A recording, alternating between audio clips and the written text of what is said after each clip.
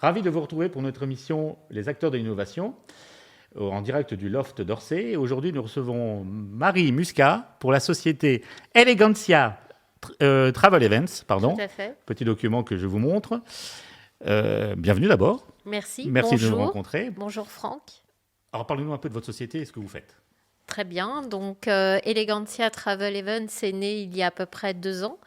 J'ai fait le choix dans ma vie de devenir indépendante en auto-entreprise et notamment dans l'univers de l'Essonne, qui est un département auquel je suis très attachée, et de créer une marque qui me correspondait.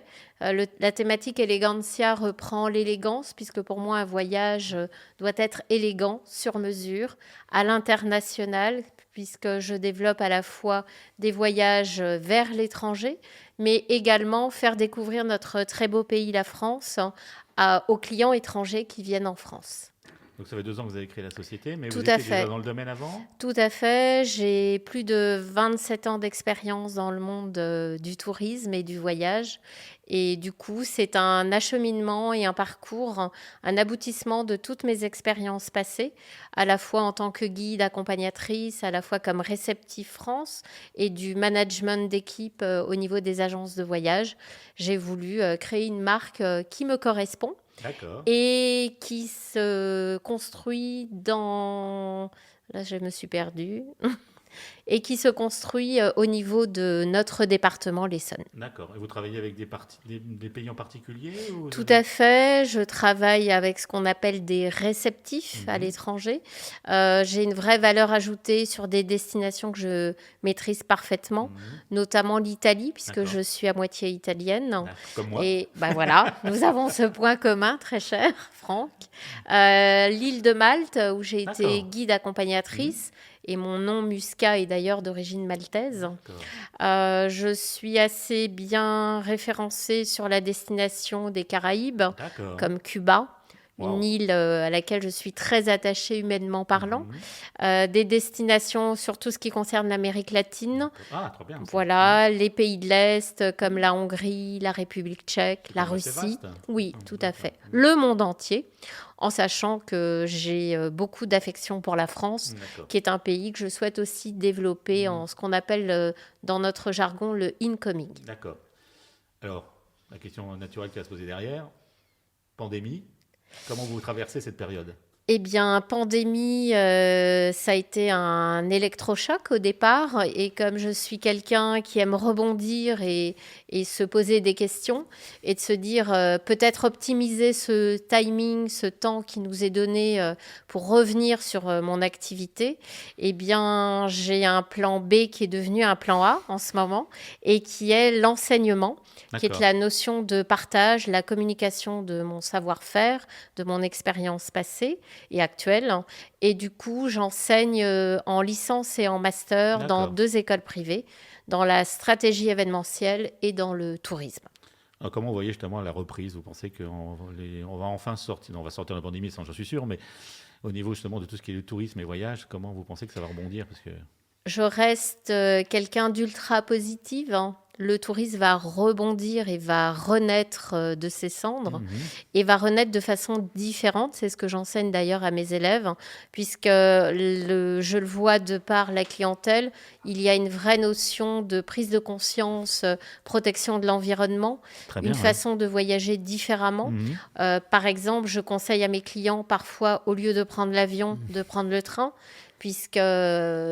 il faut aussi faire attention à notre environnement pour la nouvelle génération qui est là.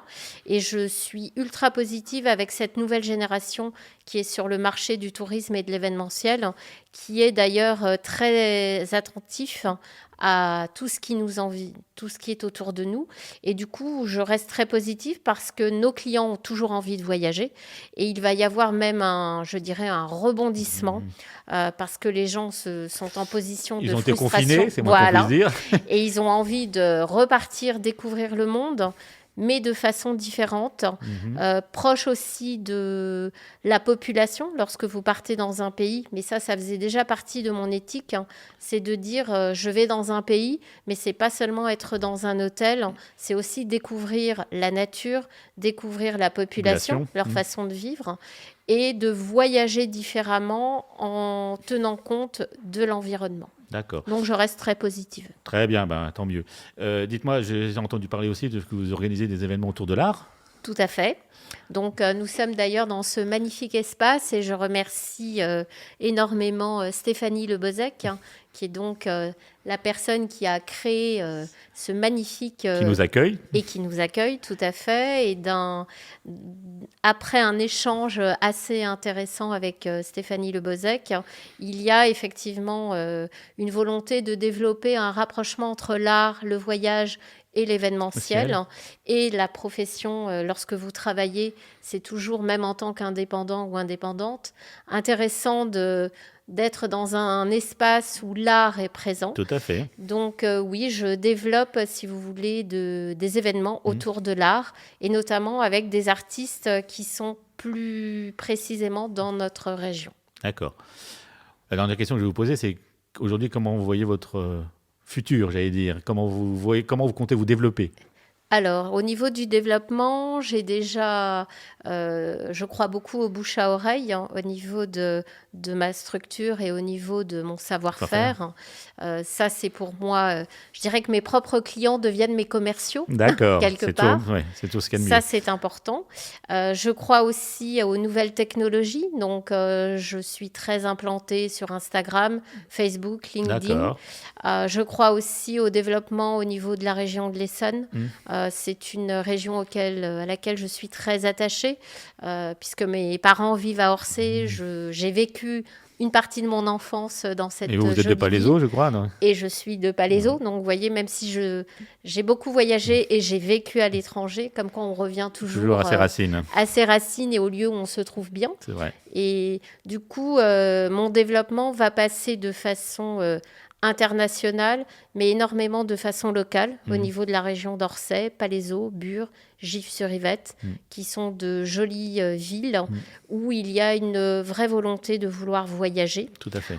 Je travaille également avec l'école polytechnique qui est sur le plateau de Palaiseau, pour qui j'organise des voyages de cohésion avec, si vous voulez, un rapprochement entre le sport et le voyage. D'accord.